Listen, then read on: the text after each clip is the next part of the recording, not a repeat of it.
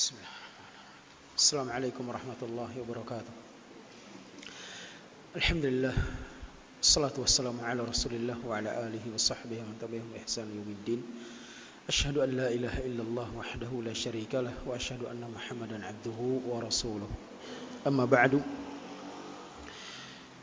Ayyuhal ikhwah azanillah wa iyyakum. Alhamdulillah, pada malam hari ini kita masuk malam ke-15 bulan Dzulhijjah 1441 Hijriyah. Dan pembahasan kitab Al-Wajiz fi fiqh sunnati wal kitabil aziz.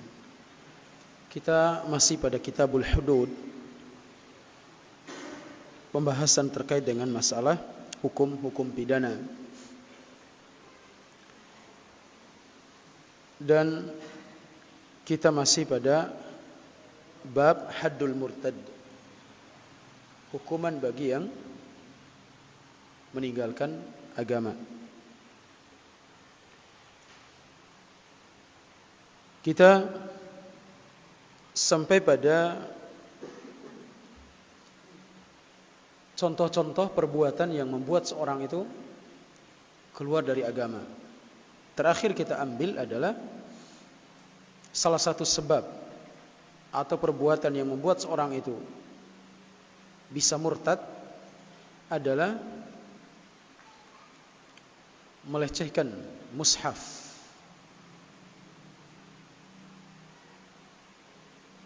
membuangnya di tempat-tempat kotor secara sengaja, dan ini merupakan perbuatan yang sangat tercela. Bahkan tanpa sengaja pun, ya kita harus berusaha untuk mengambil dan menempatkan pada tempat yang baik. Termasuk di dalamnya kalimat-kalimat yang bentuknya pengagungan kepada Allah Subhanahu wa taala. Dan kita sudah jelaskan di antara fenomena yang terjadi di kalangan kaum muslimin sekarang ini adalah kalimat-kalimat yang baik yang ditulis di lembaran-lembaran undangan, yang terkadang undangan itu dibuang begitu saja, tidak diperhatikan. Di sana ada kalimat-kalimat yang bentuknya mengagungkan Allah Subhanahu wa taala. Maka untuk menghindari hal tersebut, alangkah bagusnya kalau kita bikin undangan itu tidak kita menulis bismillah dan tidak kita menulis salam. Itu lebih baik. Cukup tulis undangan, sebutkan waktunya, tempatnya, selesai. Tanpa kita harus memulai dengan apalagi memuat ayat-ayat Allah Subhanahu wa taala dalam lembaran undangan. Ini banyak terjadi. Karena jarang sekali yang menyimpan undangan itu di tempat-tempat yang layak. Ujung-ujungnya undangan itu dibuang ke tempat sampah, dibuang di jalan-jalan. Ini yang paling banyak. Dan antum yang menemukan hal seperti itu, antum ambil, bakar, supaya kita tidak termasuk orang-orang yang melecehkan kalimat-kalimat yang agung ini.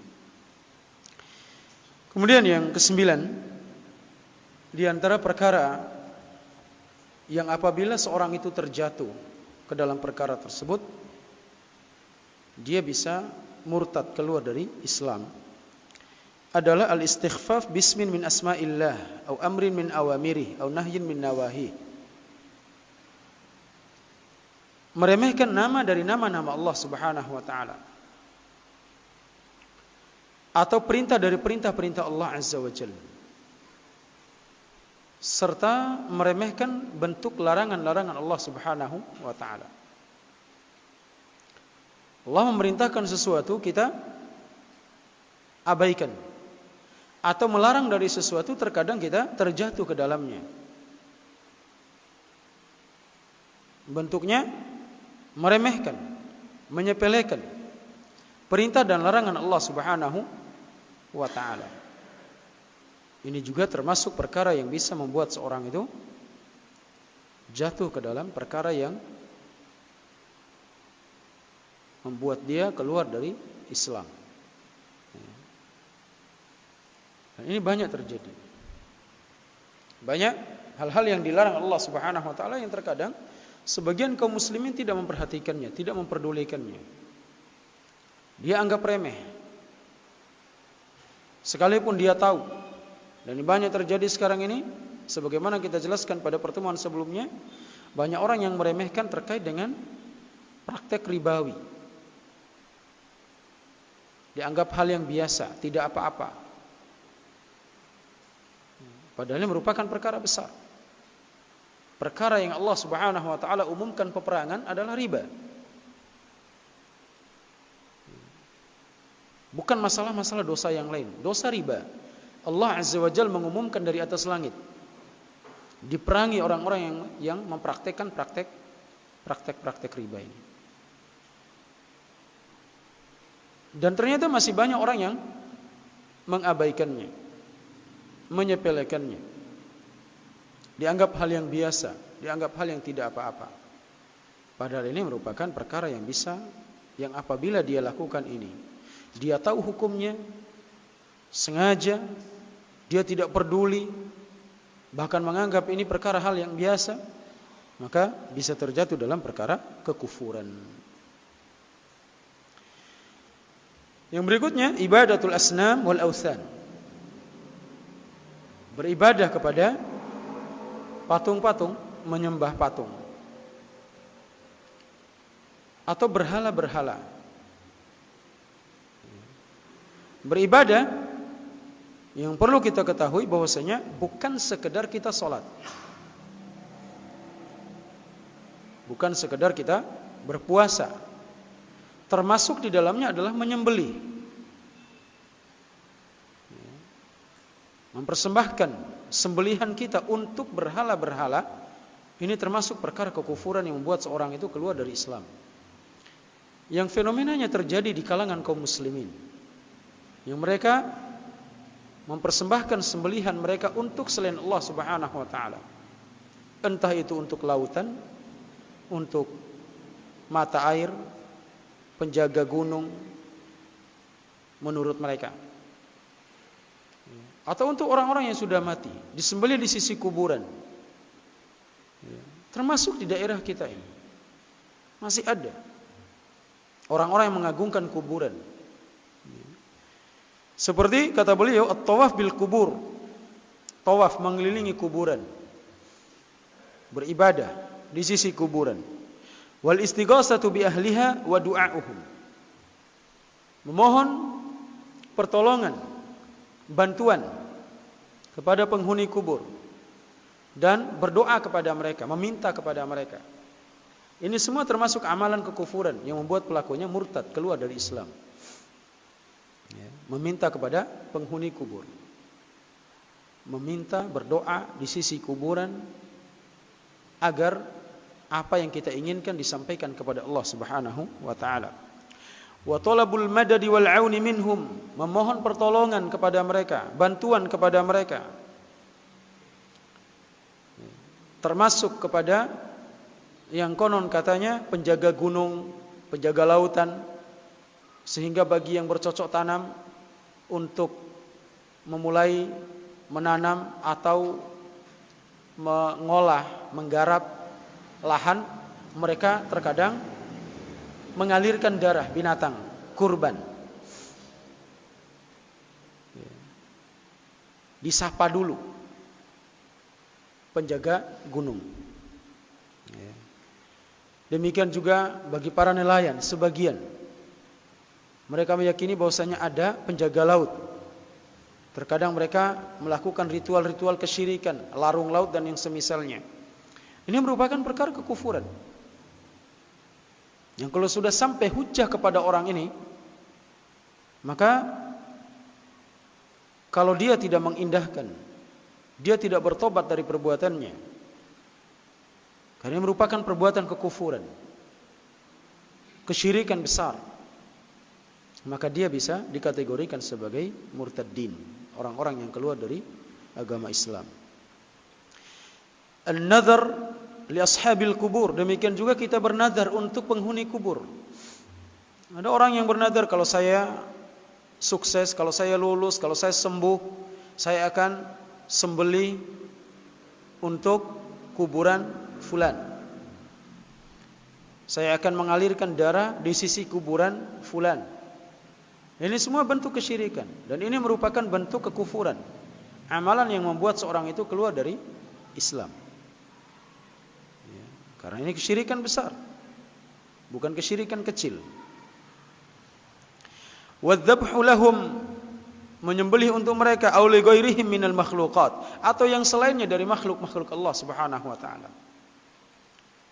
Biasanya kaum muslimin, sebagian kaum muslimin, terkadang mereka kalau melihat tempat-tempat yang agak angker sedikit, mereka datangi, mereka persembahkan sesuatu, mereka meminta di tempat tersebut. Bahkan yang anehnya, terkadang hal-hal seperti ini diviralkan di televisi, di media-media sosial. Perbuatan-perbuatan yang mengajak kepada kekufuran. Ya, disebutkan di tempat ini, konon ceritanya akan, kalau kita datang melakukan sesuatu, akan membuat apa yang kita inginkan itu tercapai. Ya. Di tempat-tempat yang mereka anggap ini bisa mendatangkan manfaat dan menolak mudarat. Ya. Ini banyak terjadi. Dan ini yang melakukannya adalah kaum muslimin, bukan orang-orang di luar Islam. Ya. Mereka datangi tempat tertentu, mereka melakukan sesuatu, bahkan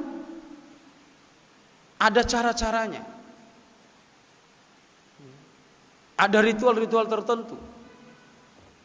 Ya, dan ini merupakan waswasus syaitan, diwahyukan oleh syaitan perbuatan tersebut, perbuatan yang bisa mengantarkan seorang kepada kekufuran. Kemudian yang berikutnya, al-istihza'u bi syai'in minasyari'ah, mengolok-olok sesuatu dari syariat Islam ini. Sedikit saja perkara Islam yang kita olok, maka perbuatan itu akan mengantarkan kita kepada kekufuran.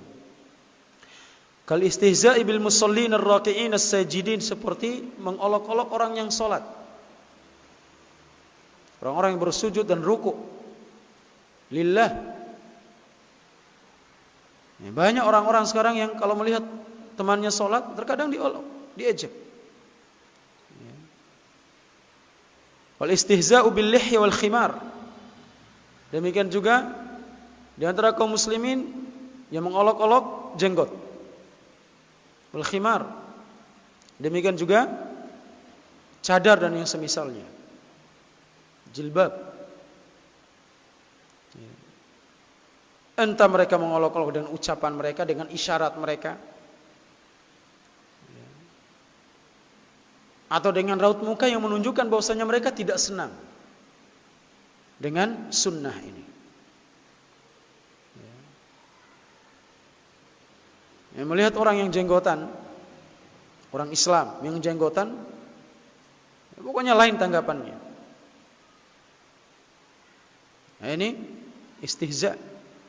Apalagi sampai menyamakan dengan binatang misalnya. Terkadang di tempat-tempat pertemuan tertentu, melihat orang yang jenggotan langsung dibicarakan, dibahas ini itu. Ini istihza', dan wajib kita kasih tahu orang seperti ini. Anda ini mengolok-olok Nabi sallallahu alaihi wasallam. Karena Nabi alaihi salatu wasallam manusia yang paling mulia, manusia yang berjenggot.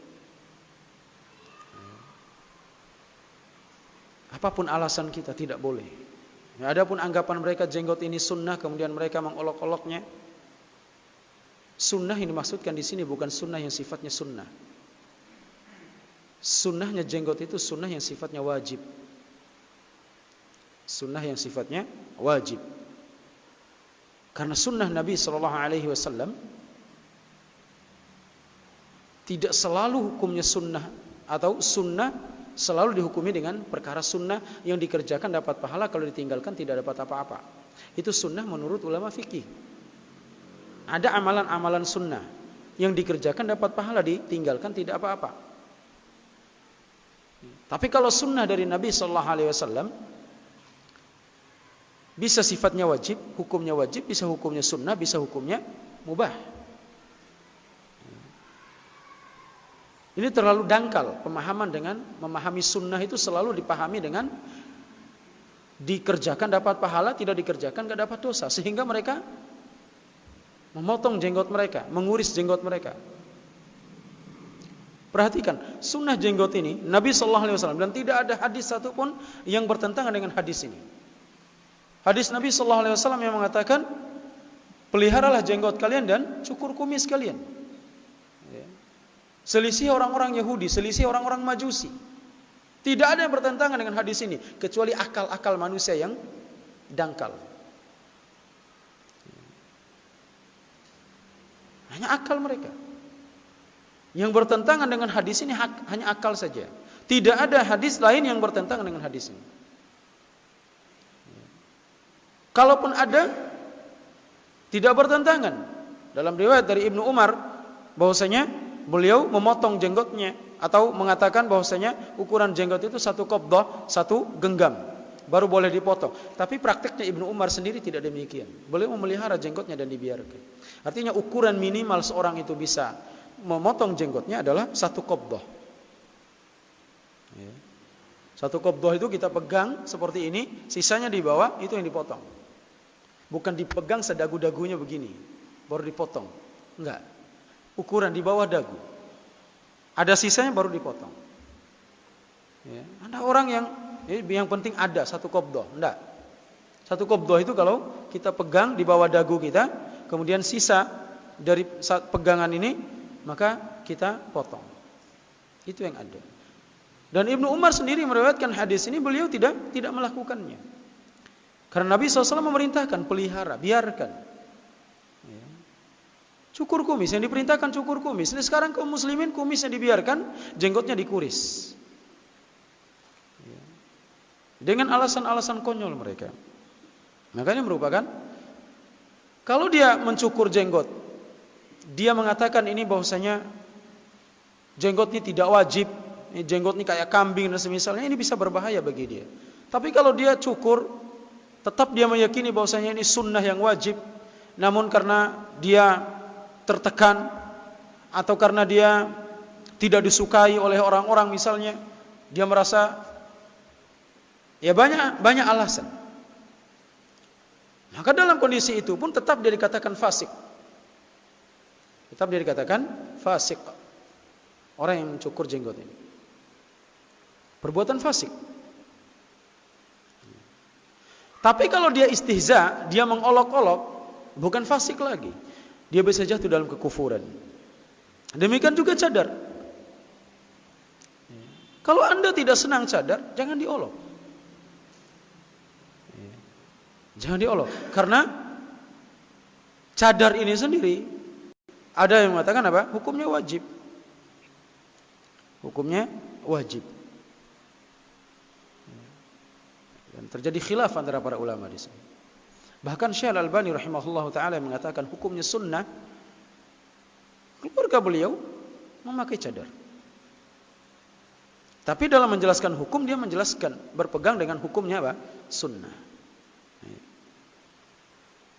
Jangan diolok. Karena istri-istri Nabi sallallahu alaihi wasallam memakai demikian, khimar. Bahkan istrinya Nabi sallallahu alaihi wasallam, Aisyah, ketika musim haji, kalau cadar ini kan masih niqab, masih kelihatan mata. Kalau Aisyah tidak, ditutup semuanya dari atas. Dari atas kepala ditutup semuanya. Disebutkan dalam riwayat demikian. Ini istri Nabi sallallahu alaihi wasallam.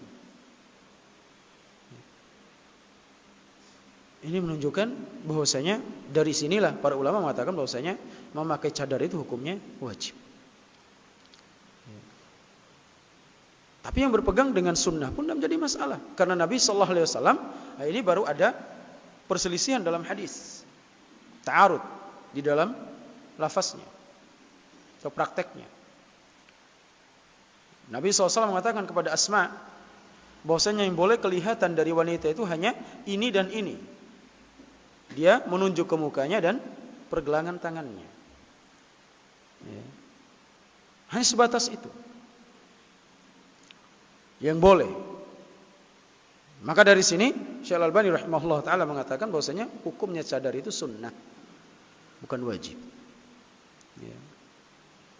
Allahu a'lam dalam masalah ini lihat kondisinya. Ya. Lihat kondisi.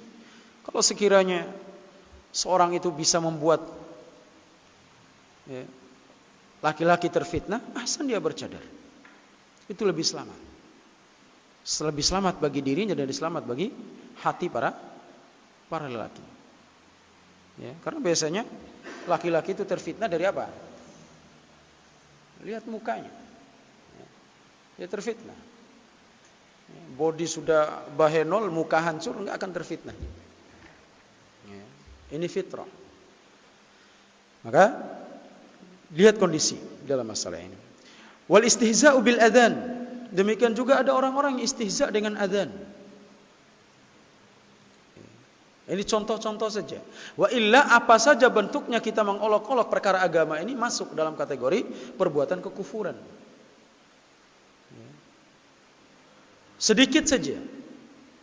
Enggak mesti kita mengolok-olok semua perkara agama. Satu saja kita olok jatuh dalam perkara kekufuran. Enggak boleh.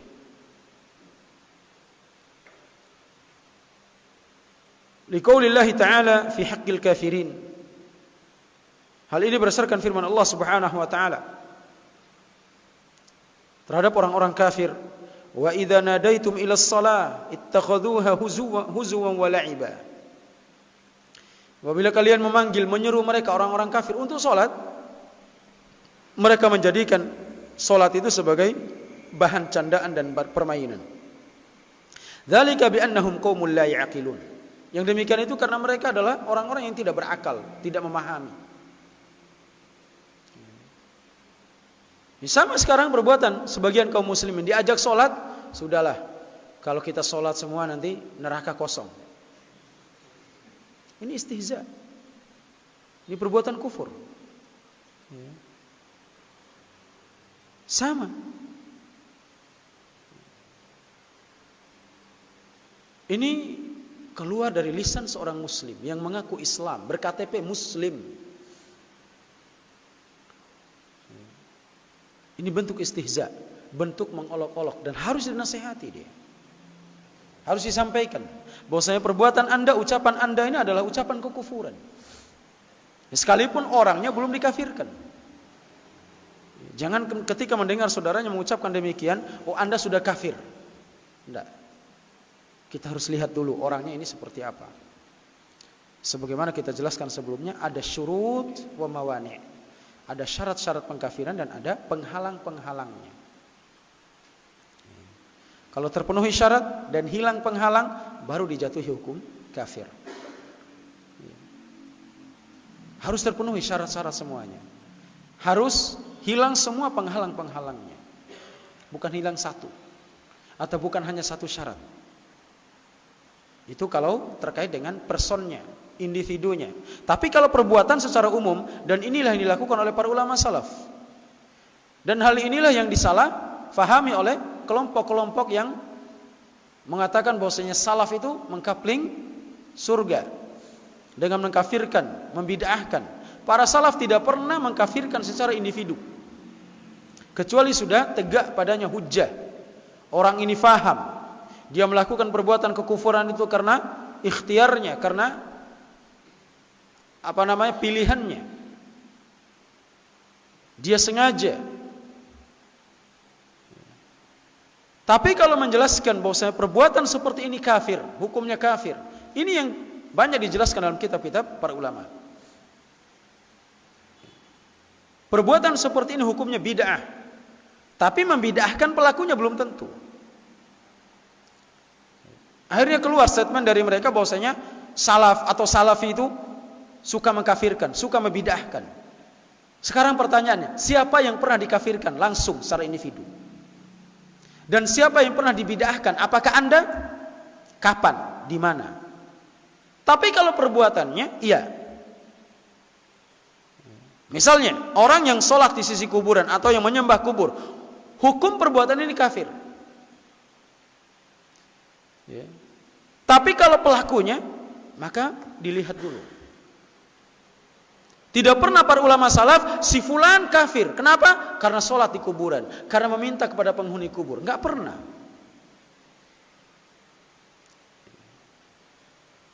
Bedakan antara mengkafirkan secara umum dengan mengkafirkan secara khusus, ta'yin. Demikian juga membid'ahkan. Perbuatan ini bid'ah, tapi belum tentu pelakunya dihukumi mubtadi'. Nah, ini dibedakan. Jangan sampai bahwasanya salaf itu suka membid'ahkan. Ya memang harus. Nabi SAW yang mengatakan demikian. Setiap perbuatan yang diada-adakan dalam agama bid'ah. Setiap perbuatan. Nabi mengatakan setiap perbuatan, setiap perkara. Nabi tidak mengatakan setiap pelaku yang melakukan perbuatan bid'ah mubtadi'. Tidak pernah. Ini tolong dibedakan. Jangan dihukumi bahwasanya salaf itu suka membid'ahkan, suka mengkafirkan. Taib, siapa yang pernah dikafirkan dan siapa yang pernah dikatakan mubtadi'? Perbuatannya iya secara umum. Ya sama seperti orang yang mengolok-olok agama. Hukum perbuatan ini, ucapan tersebut kufur. Lalu bagaimana dengan pelakunya? Harus kita lihat, nanti akan ada pembahasannya di dalam bab ini. Demikian juga firman Allah Subhanahu wa taala terkait dengan orang-orang munafikin. Yahdharul munafiquna an tunazzala 'alaihim suratun tunabbi'uhum bima fi qulubihim. Orang-orang munafikin itu merasa khawatir akan diturunkan sebuah surat dalam Al-Qur'an yang memberitakan tentang apa yang ada dalam isi hati mereka. Qul istahzi'u innallaha mukhrijum ma tahdharun. Katakan kepada orang-orang munafikin ini, teruslah mengolok-olok. Sungguhnya Allah Subhanahu wa taala akan mengungkap rahasia hati mereka. Hati kalian atau yang kalian khawatirkan. Wala in sa'altahum la yaqulunna innama kunna nakhudhu wa nal'ab. Jika engkau wahai Muhammad bertanya kepada mereka, kenapa kalian mengucapkan ini? Ketika terjadi perang Tabuk, mereka mengatakan bahwasanya tidak ada yang paling banyak makan kecuali orang-orang ini, yang paling pengecut ketika bertemu dengan musuh. Yang dimaksudkan adalah para sahabat Nabi sallallahu alaihi wasallam. Maka turun ayat ini. Jika kalian atau engkau bertanya kepada mereka kenapa mereka mengucapkan yang demikian, niscaya mereka akan mengatakan innama kunna nakhudhu wa nal'ab. Kami hanya bersenda gurau, bermain-main untuk menghilangkan rasa capeknya perjalanan ini. Qul abillahi wa ayatihi wa rasulihi kuntum tastahzi'un. Katakan Muhammad, apakah dengan Allah, ayat-ayatnya, Rasulnya kalian mengolok-olok? La ta'tadiru qad kafartum ba'da imanikum. Janganlah kalian memohon maaf, meminta ampun.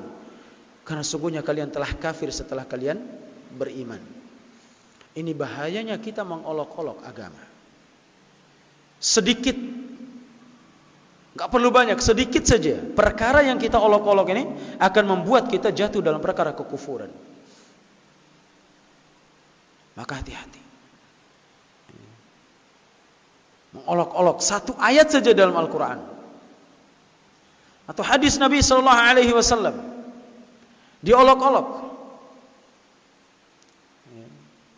enggak boleh dijadikan hadis Nabi sallallahu alaihi wasallam seperti permainan.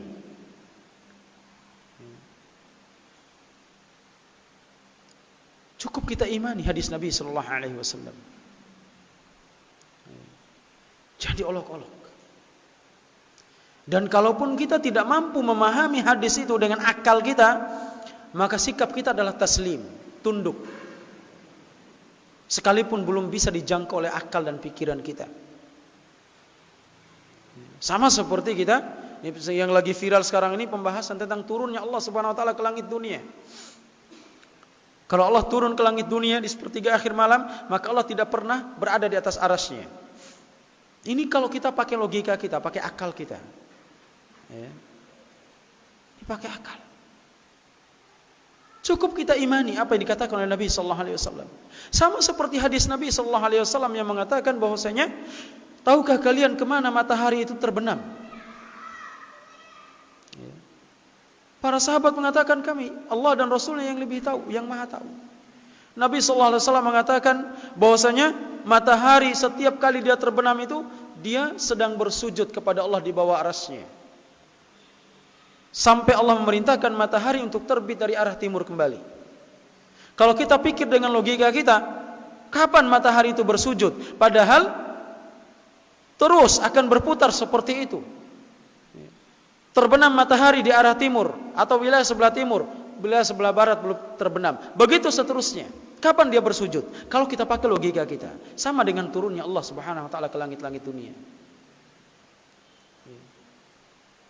Allah mampu membuat matahari untuk bersujud ketika dia terbenam. Yang secara logika, kapan dia bersujud sementara matahari akan terus berputar dari wilayah timur terus ke barat, seperti itu. Kapan dia sujud? Ya. Maka ini tidak bisa dijangkau oleh akal. Kewajiban kita adalah taslim, tunduk. Ini hadis Nabi SAW. Apakah kita dengan tidak bisa dijangkaunya oleh akal kita hadis Nabi SAW kemudian kita mengolok-oloknya? Nabi SAW mengatakan bahwasanya kilta yadaihi yamin, tangan Allah kedua-duanya kanan. Kemudian kita membayangkan tangan Allah itu bagaimana, kanan semua, akan jelek Allah Azza wa Jalla. Itu kalau kita bayangkan dengan akal kita. Gak bisa dibayangkan. Nabi sendiri mengatakan demikian. Kedua tangan Allah kanan. Apakah kita menolak hadis Nabi SAW? Kemudian kita mengejeknya, bentuk mengolok-olok hadis Nabi SAW, berarti Allah itu jelek. Mengolok. Ini istihza' bid-din. Hendaknya dia bertobat kepada Allah Subhanahu wa taala. Dan notabene-nya orang-orang yang mengucapkan ini adalah konon orang yang berilmu katanya. Ini orang yang dikatakan Allah Subhanahu wa taala adallallahu ala ilm. Adallahu Allahu ala ilmin. Orang yang disesatkan Allah Subhanahu wa taala di atas ilmu mereka. Ini bentuk mengolok-olok hadis Nabi sallallahu alaihi wasallam. Cukup kita beriman. Tangan Allah kedua-duanya kanan, bagaimana bentuknya? Jangan dibayangkan bagaimana bentuk Allah Subhanahu wa taala. Kita beriman tangan Allah kedua-duanya kanan sebagaimana kita beriman Allah itu ada. Tapi bagaimana rupanya Allah Subhanahu wa taala? Tidak ada yang tahu. Bahkan Nabi sallallahu alaihi wasallam ketika ditanya oleh para sahabatnya, "Hal ra'aita rabbak?" Apakah engkau telah melihat Rabbmu? Ya. Nurun anni arah. Cahaya yang menghalanginya sehingga aku tidak bisa melihat Allah Subhanahu wa taala. Ketika dimi'rajkan, dinaikkan dari bumi ini, dari Baitul Maqdis sampai ke Sidratul Muntaha. Allah Subhanahu wa taala berbicara langsung dengan Allah Subhanahu wa taala, menerima wahyu salat. Kemudian ditanya, "Apakah engkau melihat Allah Azza wa Jalla?" Maka Nabi SAW, "Cahaya yang menghalangiku sehingga aku tidak bisa melihatnya." Nabi SAW tidak melihatnya. Tidak melihat Allah Azza wa Jalla. Yang nanti kita akan melihat Allah Subhanahu wa taala, akan memandang wajah Allah. Kalau kita masuk dalam surga, merupakan puncak kenikmatannya ahlu surga adalah memandang wajah Allah Azza wa Jalla. Memandang wajah Allah Azza wa Jalla bukan berarti kita akan tahu sifat Allah secara sempurna, secara utuh, enggak. Bahkan hari idnya orang-orang penduduk surga nanti adalah memandang wajah Allah Azza wa Jalla. Yang kata Nabi SAW, "Tarawna rabbakum kama tarawna al-qamar lailatal badar." Kalian akan melihat wajah Rabb kalian di surga sebagaimana kalian melihat bulan purnama. La tudammuna fi ru'yatihi, yang kalian tidak akan berdesak-desakan ketika melihatnya, memandangnya. Enggak seperti kita ingin melihat mukanya presiden yang berkunjung ke tempat kita misalnya. Kita harus berdesak-desakan ingin melihat. Enggak seperti itu. Nabi SAW mengumpamakan seperti kita memandang ke bulan. Ada enggak di antara kita yang berdesak-desakan melihat bulan? Tidak ada. Demikian. Tapi bukan berarti seperti itu. Bukan berarti Nabi SAW menyerupakan Allah dengan bulan, tidak. Tapi menyerupakan perbuatan manusia. Ini yang dikatakan oleh Nabi SAW. Maka bentuk mengolok-olok hadis-hadis Nabi SAW atau sedikit saja dari perkara agama ini merupakan perkara kekufuran yang membuat seorang itu keluar dari Islam. Kemudian yang ke-12, wasfullahi ta'ala bima la yaliku bijalalihi. Mensifati Allah Subhanahu wa taala yang tidak sesuai dengan keagungan Allah Azza wa Jalla. Ka wasfihi bi anna lahu syarikan aw waladan aw sahibah. Seperti mensifati Allah memiliki sekutu, memiliki anak, memiliki istri. Sebagaimana dilakukan orang-orang Nasrani. Orang-orang kufar menganggap bahwasanya Allah memiliki anak. Sehingga ada Tuhan Bapa, Tuhan Ibu, Tuhan Anak. Nah, ini bentuk kekufuran. Wa kawasfihi bil bukhl. Demikian juga mensifati Allah dengan bakhil, kikir. Sebagaimana yang dilakukan orang-orang Yahudi, kama wasafatu Yahud. Orang-orang Yahudi mengatakan bahwasanya Allah itu bakhil, kikir. La'anahumullah, semoga Allah melaknat mereka. Kama haka subhanahu wa ta'ala, sebagaimana yang Allah ceritakan dalam Al-Quran tentang ucapan orang-orang Yahudi, yang mana mereka mengatakan wa qalatil yahudu yadullahi maglulah. Kata Yahudi, tangan Allah itu terbelenggu. Ghullat aydihim, tangan mereka lah yang terbelenggu. Walu'inu bima qalu, dan mereka dilaknat oleh Allah Subhanahu wa ta'ala dengan sebab ucapan mereka, bal yadahu mabsutatan yunfiku kaifa yasha. Bahkan tangan Allah Azza wa Jalla itu kedua-duanya terbuka, terbentang. Dia memberikan kepada siapa yang dikehendaki, bagaimana yang dia kehendaki. Wala yazidanna katsiran minhum ma unzila ilaika min rabbika tughyanan wa kufra. Sungguhnya apa yang diturunkan kepadamu wahai Muhammad akan menambah kekufuran mereka, menambah perbuatan yang melampaui batas dari mereka. Yang diturunkan, apa-apa yang diturunkan dalam Al-Quran ini justru menambah kekufuran mereka. Wa alqaina bainahumul adawata wal baghdha'a ila yaumil qiyamah. Dan kami telah campakkan di antara mereka permusuhan, perselisihan, kebencian di antara mereka sampai hari kiamat. Artinya orang-orang ini tidak pernah lepas dari sifat ini. Di antara mereka sendiri saling membenci, saling memusuhi. Kullama auqadu naran lil harbi atfa'aha Allah. Setiap kali mereka menyalakan api peperangan, maka Allah Subhanahu wa taala akan memadamkannya. Mereka tidak akan mampu. Wa yas'auna fil ardi fasada, dan mereka terus melakukan di muka bumi ini menimbulkan kerusakan. Dan demikian sifatnya mereka, terus mereka mempropaganda kerusakan ini. Ini sifat mereka. Mereka terus mencari cara untuk melakukan kerusakan, karena inti ajaran mereka. Inti ajaran mereka. Orang-orang di luar Islam ini hakikatnya mereka ingin terus menimbulkan kerusakan. Wallahu la yuhibbul mufsidin, dan Allah Subhanahu wa taala tidak menyukai orang-orang yang melakukan kerusakan. Inilah beberapa perkara yang bisa membuat pelakunya keluar dari Islam, yang apabila dia melakukan secara sengaja, pilihannya sendiri, dan dia tahu tentang keharaman perbuatan-perbuatan ini. Ya. Nanti kita akan lanjutkan pada pertemuan berikutnya tentang hukmul murtad, hukum orang yang murtad, yang keluar dari agama Islam ini, yang kita akan bahas termasuk taubatnya orang-orang yang murtad, insyaallah pada pertemuan berikutnya. Kalau ada hal-hal yang ditanyakan, fadhol.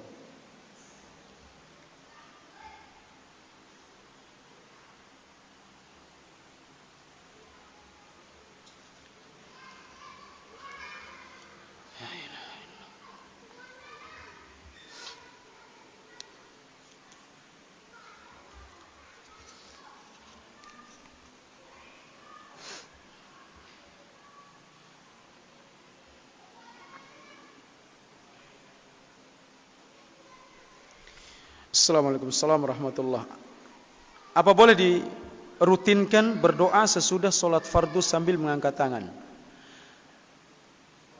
Di dalam banyak hadis sudah dijelaskan tentang tata cara sholatnya Nabi SAW. Mulai dari dia berdiri menghadap kiblat sampai dia salam dan apa yang dilakukan setelah salam. Nabi SAW dalam riwayat tidak disebutkan Nabi SAW mengangkat kedua tangannya. Tapi apakah tidak boleh mengangkat kedua tangan kita ketika kita berdoa setelah sholat fardu? Boleh, tapi jangan dijadikan sebagai amalan yang terus menerus. Sekali dua enggak menjadi masalah. Ya. Karena Nabi SAW mengatakan, "Shallu kama ra'aitumuni usolli." Salatlah kalian sebagaimana kalian melihat aku salat. Dan demikian salatnya Nabi SAW. Setelah berzikir, ya, beliau bangkit dan meninggalkan para sahabat. Ini yang dilakukan oleh Nabi SAW. Beliau alaihi salatu wassalam meninggalkan. Maka dianjurkan bagi imam untuk lebih dulu meninggalkan tempat solatnya sebelum makmum. Ini adab solat. Dan makmum jangan dia beranjak dari tempatnya sampai imam meninggalkan tempat solatnya. Ini adab dalam solat. Allahu a'lam. Apa boleh azan 2 kali waktu pelaksanaan sholat Jumat? Sunnah azan 2 kali. Sunnahnya azan 2 kali. Di zamannya Utsman bin Affan radhiyallahu anhu, beliau mempraktekkan azan 2 kali ketika hari Jumat.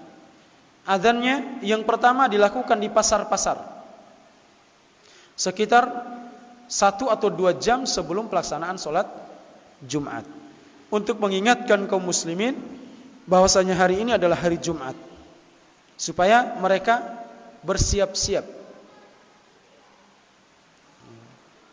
Itu model adzannya, cara adzannya, ya. Bukan di masjid. Adzan pertama, kalaupun dilakukan di masjid, maka usahakan kasih jeda, jarak waktunya minimal 30 menit. Ini baru azan lagi. Ini orang mau persiapan apa? Kalau kita ingin mempraktekkan sunnah ini, maka azan 2 kali dilakukan boleh, bahkan ini sunnah. Nabi SAW telah mengatakan apa? Tamassaku alaikum bisunnati wa sunnatil khulafa'ir rasyidin al-mahdiyyin. Pegang teguhlah sunnahku dan sunnahnya para khulafa'ir rasyidin yang terpimpin, yang mendapat petunjuk. Abdu 'alaiha bin nawajid. Tamassaku biha wa 'addu 'alaiha bin nawajid. Pegang teguh dia dan gigitlah dengan gigi-gigi geraham kalian. Ini sunnah, termasuk sunnah khulafa'ur rasyidin, azan 2 kali pada hari Jumat. Adapun azan subuh 2 kali itu di zaman Nabi SAW. Yang sekarang ini terasa aneh kalau kita azan 2 kali. Azan sama. Azan pertama untuk membangunkan orang-orang untuk sholat. Maka adzan pertama, adzan subuh itu sekitar 1 jam sebelum adzan kedua. Jaraknya 1 jam adzan pertama, baru adzan kedua. Agar orang-orang ini bisa bangun dan melaksanakan sholat witir. Lalu sekarang dianggap aneh, ini adzan kok tengah malam. Nah, ada yang aneh. Yang aneh itu Anda yang baru tahu. Karena ini dari zaman Nabi SAW, sejak lebih dari 1400 tahun yang lalu sudah dipraktekkan adzan 2 kali. Hanya saja waktunya. Jangan adzan 2 kali waktu subuh, 5 menit adzan lagi. Bukan demikian. Ya, Allah Taala a'la wa a'lam.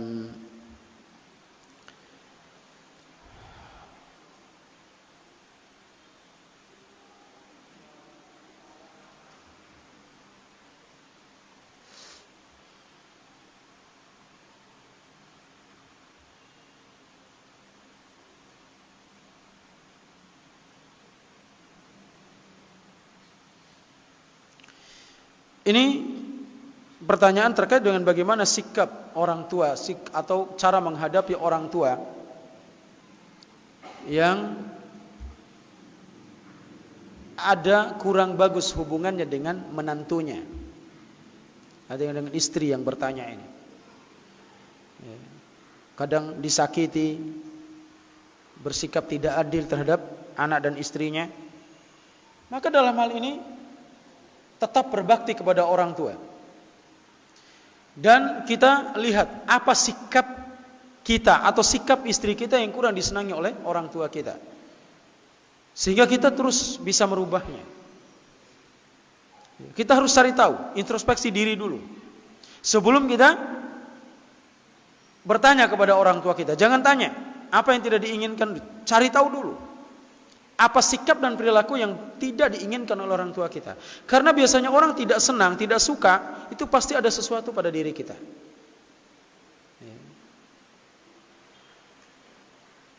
Terus kita berbuat baik, berbakti kepadanya, perintahkan istrinya untuk terus berbakti. Sekalipun terlihat ibunya kurang senang, kurang suka, bahkan terkadang menyakiti perasaannya, terus maafkan dia. Berdoa kepada Allah Subhanahu wa taala. Terus kita lihat, perhatikan sikap dan perilaku kita yang kurang disenangi, atau tutur kata kita, atau sikap kita terhadap anak-anaknya yang lain. Ini yang pertama. Yang kedua, bisa jadi ini hasutan dari pihak yang lain, dari saudara-saudaranya yang mungkin ingin mendapatkan perhatian lebih dari orang tua. Ini biasa terjadi persaingan seperti ini. Jangankan kita, anaknya Nabi Yakub alaihissalam, bagaimana permusuhan sehingga mereka membuang Nabi Yusuf alaihissalam. Karena apa? Ada sesuatu yang tidak diinginkan. Perselisihan. Mereka ingin merebut cinta orang tua. Ini yang kedua. Yang ketiga, kalau sudah semua ini dicek, maka kita tanyakan kepada orang tua terus terang, kenapa ibu atau bapak ini melakukan demikian? Apa yang harus kita lakukan? Apa yang tidak diinginkan? Tanya. Jangan didiamkan terus menerus, yang nanti akan berujung kepada keretakan dalam kehidupan berumah tangga, memutuskan tali rahim, dan jatuh kepada durhaka kepada orang tua. Terus kita melihat, terus kita nasihati, dan yang paling utama, bersikap baiklah terhadap orang tua. Apapun sikap mereka, apapun cara mereka, apapun bahasa dan tutur kata mereka, tetap kita bersikap baik. Terkadang ada sebagian anak yang kalau orang tuanya sudah tidak senang, langsung kita balas dengan memboikotnya, tidak dijenguk, tidak di ini, tidak di itu. Enggak boleh. Tetap kita melayani orang tua kita, bagaimanapun sikap mereka terhadap kita, tetap berbakti. Bisa jadi mereka melakukan hal itu karena kejahilan mereka, karena kejahilan orang tua kita. Allahu a'lam.